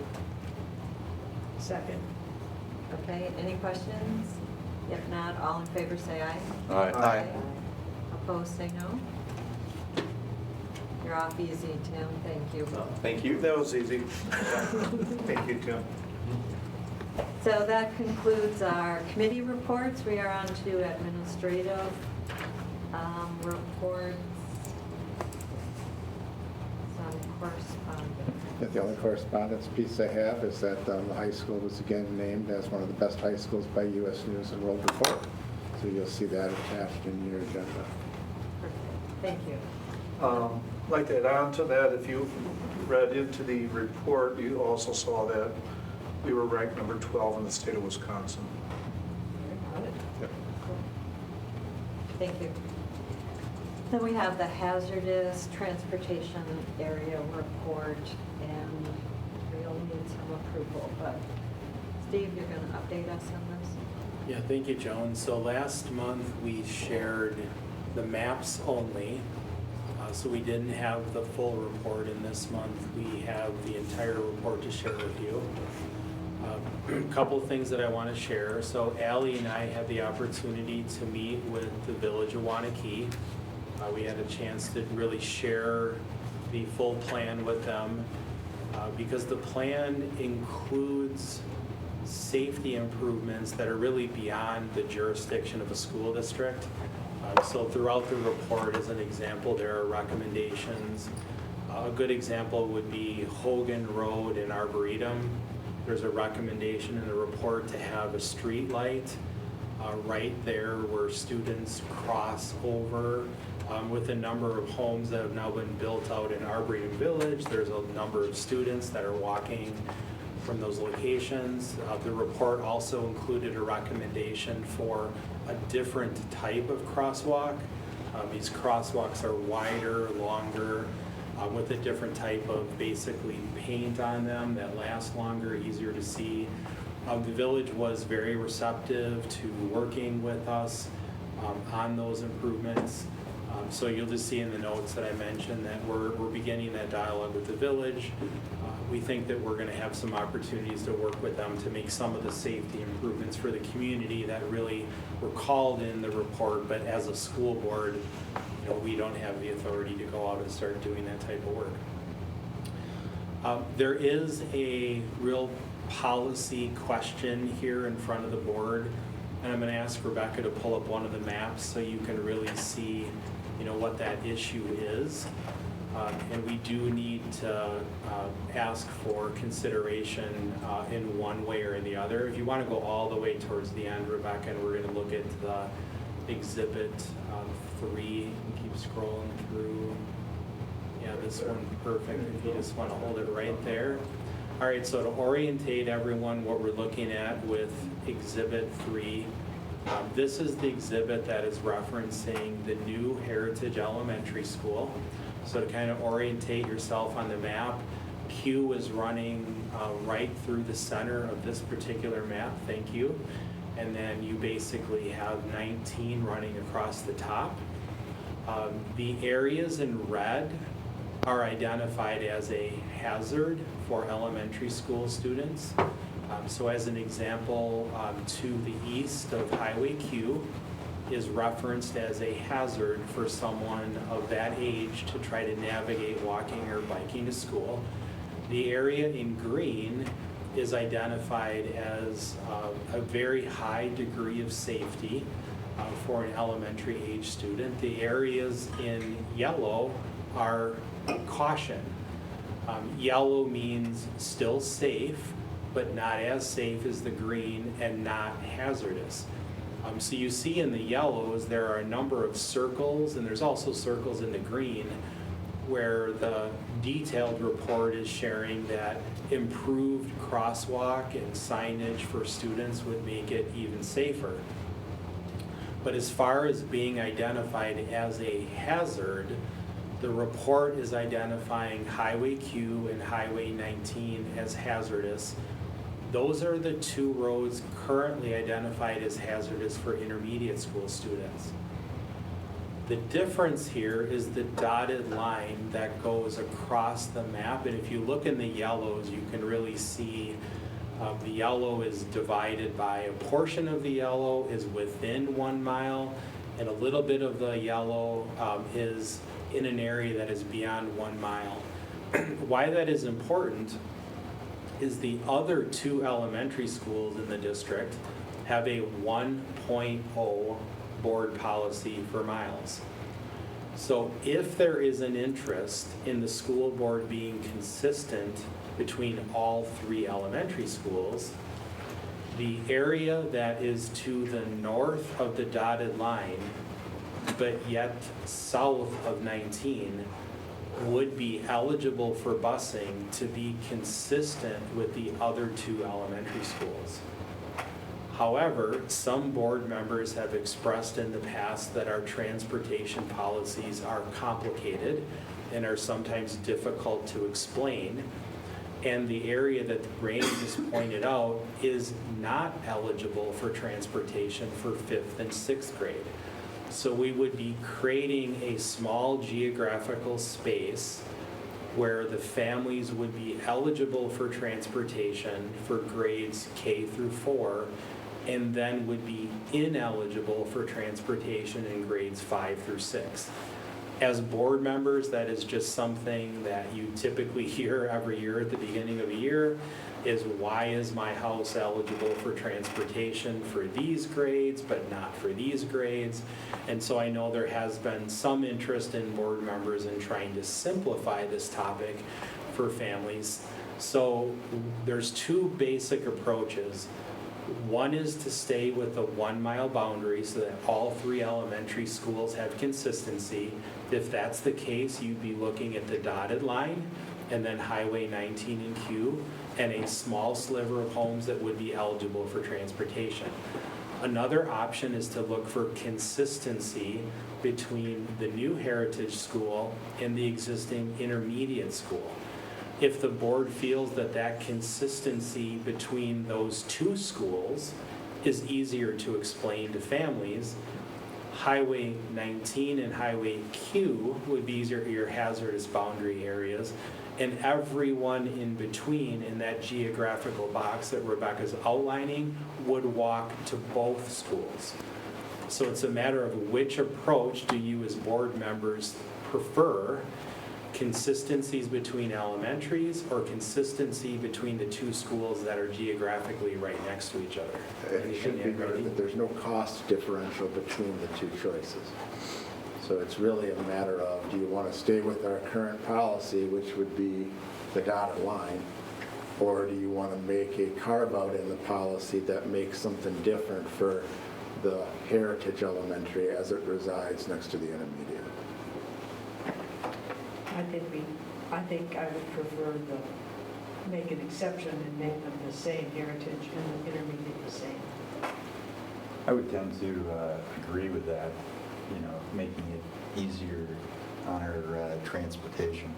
And it would be easy to explain to parents. Easy to explain to parents. It's It's not that much farther. And what we're looking at a lot is the hazard is so important, but the busing, I think, is more confusing to have your one kid go there and be on the bus and the other one not. Right. Mark? While simplicity might be desirable, my concern is that in this whole area here, east of Q, you're talking a much more significant level of homes affected by our choice, whose kids are going to have to walk to the new Heritage. No, that's not it at all. Yeah. They're gonna be bused. They're going to be. No, you just said that it'd be 19 in Q would be because you're making it a 1.75. Yeah, the only piece we're talking about is that little chunk right there. Because this is all bused. So if you live right here, It's already. you'll get bused because it's red. It's considered hazardous to cross. So the only part that we're posing is this triangle up here. It's just this piece with the line. It's do you want, if you stay with our current policy and you live right here, then you get bused to Heritage, but you walk to the intermediate. Right. If you follow what the other recommendation would be, which was if you go with Q and 19, then everybody here would walk. Okay. So, but it has nothing to do, this line just shows where the mile is, but it's red, so that's hazardous. So the only part that's really coming into question is this part, which would have a difference policy-wise based on the age of the kids for Heritage and Intermediate, who are generally walking to the same location. Where's the 1.75? So that dotted line is the mile line, That's the correct? mile line. Yeah, it's significantly beyond this map. Yeah. So how many Heritage kids would be above Highway 19? Any? Or do those go to Prairie? Those all go to Prairie. Okay. So your question, just to kind of clarify, is really that little triangle up there. It's, yeah, right where Rebecca has the cursor. It's that little triangle, that's the difference between the two. Is you kind of split a neighborhood so that you are able to get bused to go to the elementary, but you have to walk to the 5-6. Or do you keep consistency by incorporating 19 and Q as the boundary, and then we have to rewrite the policy to really carve out something different for the Heritage kids. I thought that was 1.75 line. Sure. Okay. Do you get disputes on, Then I get it. do you get disputes on where a radius falls ever? Roads don't follow that curve, right? So, Yeah, right? no, generally speaking, that's not a concern from folks. The bigger concern is what Judy referenced. We do get a lot of concerns from people about confusion because right now it changes between 8th grade and 9th grade. It can change between 6th grade and 7th grade. And so that is a very common theme, and that's why I do know that some board members were interested in maybe something that's easier to explain to people. But I just want to make sure everyone knows that when we redo the transportation policy, because that group is next, if we go with Q and 19, we have to slightly change the language for the new Heritage to reference Q and 19 and not the mile. So it's just a slight change. We also did not get any public comments tonight on this, but I think there was some correspondence that came maybe directly to you, Steve, just wanting to keep it the same as what we have Yes. right now. Yep. So there was a few people that live up in that triangle who would prefer it to stay under our current policy. Yeah, thanks for saying that, Randy. So after last month, Allie and I took the maps that were presented to the board and we worked with Annie to get them out to the community so that everyone knew what these maps were. We did receive fewer than 5 responses, so we did not receive a significant amount of feedback. We did receive some. There were some in-home daycares in that area that Randy referenced that expressed concern about elementary age students walking from that distance. Frame of reference for board members, just to keep in mind though, that the state law is 2 miles. So we're all referencing a situation that is very pro-busing to begin with, because the state sets a 2-mile standard, our policy's a 1-mile standard, and so we do bus many more students than what the state minimum standard is. So our service to families is excellent in this area, but it is important to note that there certainly are families that are in that area that have contacted us that would prefer busing to be there, which is why we stated to those families that that was going to be the primary issue that the board would be talking about this evening, and that we would make you aware of the difference between the 1 mile and really the consistency between these 2 schools that are going to be right next to each other. Steve, when you go north of 19, so we have some apartment buildings Yep. there. Yep.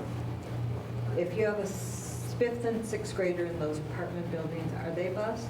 Yes, because Highway 19. Oh, because then it becomes hazardous Yes. for everybody Yes. again. Yep, yep. So by making this change, it would be consistent for all of the kids that go to Yes. those 2 buildings. That their transportation zones are going to be consistent. I like that change. I'll make the motion to make the change so Highway 19 and Highway Q for the 2 schools, Heritage and Intermediate, are consistent. Second. Rebecca, did you get all that? Did that make this easier from no. We have it to didn't, right? rewrite the policy. Right. So we put a little No, it's more just- work on you. No, it's fine, but I was trying to understand it. You ultimately wanted to make it easy. The whole reason I brought up the circle thing, and that's convenient, right? A radius around there, so state, they say it's 2 miles, it's this. Doesn't it make more sense to have something like that and then have your boundary and inside boundaries that make sense with what we actually have? Roads that are, Yeah. Yes. you know. Yeah, wouldn't it That- make, doesn't That would it make more sense. And that's what the motion is. Not this. for this one. But For are this you one. thinking You know, so for then- our other schools? Well, in a way. I Do mean, maybe they're not boundaries problems, by but road. I would think that that's eventually gonna have some kind of, so it's something to think about. So, yeah, I was, So Jack made a motion Yes. to accept the boundaries of 19 and Q for both schools. I need a second. I did. Judy second. Judy already seconded, perfect. Any other questions? All in favor say aye. Aye. Opposed say no. Perfect, thank And to you. your point, Ted, we could in future take a look at that. correct. Yeah, That would make, And seem to and make that way, sense. there is some consistency, Yeah. you know, throughout. Because to your point, you know, do people really look at, right. All of a sudden you're like picking up somebody across the street on one side of the street and on the other side of the street. yeah, so That- maybe, you know, in the Yeah. future, we can take a look at that. We'll fix it, right? Joan, do you mind if we go back to that for just one moment? No, I don't moment? at all. There was, in addition to Heritage, you do see that we have in the notes, there was a second map in there that we did get to because we were focused on Heritage for the brand new middle school. Randy's recommendation to the board last month, because of the scope and scale of the change at the middle school, which is very significant, to implement that plan for the 26-27 school year. So the Heritage piece was one, the middle school is the second. We also communicated that out to the community as well. After last month's board meeting, we only received one response regarding the middle school. The map is included. So the question is, Randy, do you think we should ask for approval on the middle school tonight to be implemented in 26-27? Yeah, why don't you, that way you just complete it. So the middle school boundary then would be, wouldn't take effect until 2026, when you open the new middle school. Can you pull up that map? Rebecca, if you wouldn't mind going back into the exhibits again. And then there's a middle school map. You can keep going. Right here, thank you. So just to, again, remind the board members of the significance of this change. So we've talked before that currently for 7th and 8th grade, the hazardous definitions in the community are 19Q, woodland, and division. You will notice that they're now all green. So the map for Waunakee Middle School students in transportation is completely different based on this review by our traffic consultants. The reason for the differences is the community has changed a lot since the last time the traffic situation was reviewed. And with the modern crossing systems that we have, the push buttons, the lights, the crossing guards that we staff throughout the community, for students of that age, it is now viewed as age appropriate and safe for students to be able to walk and bike to school. So I'll just give you one geographic example. If you look at Q and you go to the west of Q and you see that is now all green, we talked before that Community Drive didn't exist when the previous hazardous transportation plan was created. And now that entire geographical area is green, meaning those students would now walk to Heritage, they'd walk to the intermediate school, they would now walk to the middle school, and then they would walk to the high school. So if this plan was adopted, this will result in a pretty significant transportation change and a pretty significant reduction of 7th and 8th grade students on the buses starting in the 26th school year. So that was the reason why Randy suggested, again, plenty of time to get this information out to the community. Very little feedback from us sending that out last month, but that's the second part of what we are bringing forward in this study. So if you are inclined to do that now, it would give a warrant, 2-year notice that this change is being made, and we could request approval from the Dane County Sheriffs. If your preference is to hold this for a later date, we can do that as well.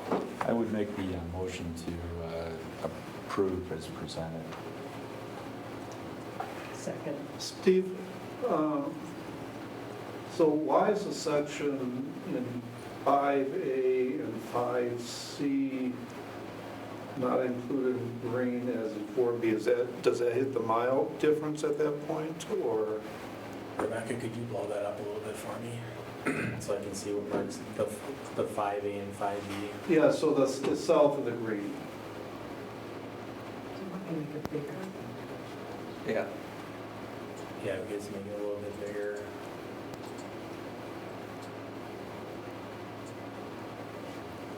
So the 5, what was your question again, Mark? So 578 and 5C 84 are, if you're living on the northern end of it, you're touching the walk area, but you're not walking. So what's the difference between that segment and the green? Sure, yep. So the 1.75 miles away from the new middle school is what would drive our transportation policy. Yep. I'd have to look at the specific page in the plan that references 5A, I'm not sure off the top of my head, but it would be the 1.75 miles away from the new middle school that would determine it as far as getting to school. And so you could see Woodland is above that, which used to be a hazardous transportation area. Right. That would be removed. And so what would determine eligibility for busing would be 1.75 miles, which is not included on this map because that's further out. So if you went a little bit further out, you'd get to the 1.75 miles. So it would only be determined by distance, not any hazardous transportation, because basically it's being removed for 7th and 8th grade students. All 4 of those roads are being removed as hazardous. So I saw one letter of concern about the traffic on Woodland Drive. And I guess that's where I'm wondering about that. I mean, you can't put speed bumps on it because it's so widely traveled. There was no recommendation for the crosswalks there or anything, given the traffic? So the general recommendation throughout the report was to change as many crosswalks as possible to the new look, the one that was called out by like Hogan. What's nice about Hogan is the village has a planned project there that's actually going to start in a couple of weeks, and they stated that they would work with us to swap out the crosswalk to the new design that's listed here. We then asked them to focus their next priority working with us on the new heritage opening. But then we did ask if we could then have the conversation about the other crosswalks in town, to look at them for safety purposes. But basically, the traffic consultants did study Woodland and all of the other roads to look at the traffic counts. And their recommendation is that crossing Woodland is safe for a student in 7th and 8th grade, with, again, the goal of trying to look at those. They call them, you see that box there in the yellow? Yeah. They call them the high visibility crosswalks, just much easier to navigate and see than the ones that we have basically right now, so. Okay, thank you. Motion in a second. Yeah, we do have a motion and a second. So this would be approving this for the 26 school year. Yep. Yeah, 2026, 27 school year. All in favor, say aye. Aye. Opposed, say no. Okay, thank you. Thank you. Thank you. So we are down to consent agenda. There's a number of things in here, including new wording of handbooks for almost all of our student handbooks at the different levels, our open enrollment, in and out. Anything that you want clarified or talked about? I had a question in the handbook. So looking through them, what came up in the listening session on this whole bathroom type thing, whether it's a policy or a rule. I don't know if you ever, there was, at high school, I guess they implemented a rule as far as being able to take a break going to bathroom. Remember we heard that in the ICC meeting. The 30 minutes before and Yeah. after 30 minutes, went down to 15 or something, or Well, Right. it went up to 30 and 30. It went to 30, right, so anyway, I think the question was, it's more or less a rule that's up to probably the principal to set, and it's not in the handbook, it's not in the policy, so. I think it was, from my understanding, and I'll defer if Tim knows anything additional, I believe it's that it was kind of just a school consistency rule, not really a handbook item, to kind of limit the number of people that were continually coming and going to the bathroom during any given hour, and trying to give parameters for when that should and can occur. And I think the direction was, obviously, if there's someone who has an emergency situation they need to go, that they should be let to go. But it was to try to limit traffic into bathrooms, because I think they were having some issues with bathrooms during those times. Yeah, I can understand it, Yep. I know the question came to us and I couldn't answer it, whether, I knew it wasn't policy and. No, I think it was just a school rule as far as kind of this controlling flow. I think he also commented like it was always in place, like that was the response back, and I didn't know that was true either, or I didn't. I can't speak to that part. Okay. That was just the one thing I was trying to find that in there, I couldn't find it. Joan, if I could just clarify for everybody under open enrollment, I just want to, Rebecca, if you want to go to that section for a minute, I just want to make something clear before anyone has a motion. So you won't see this on the public view, but as board members, you would see this with your login view. So there was a specific list of students that are recommended for approval in and out. You did see in the memo that Tiffany has an incredibly tight timeline to try to get through these from the time that the applications come in.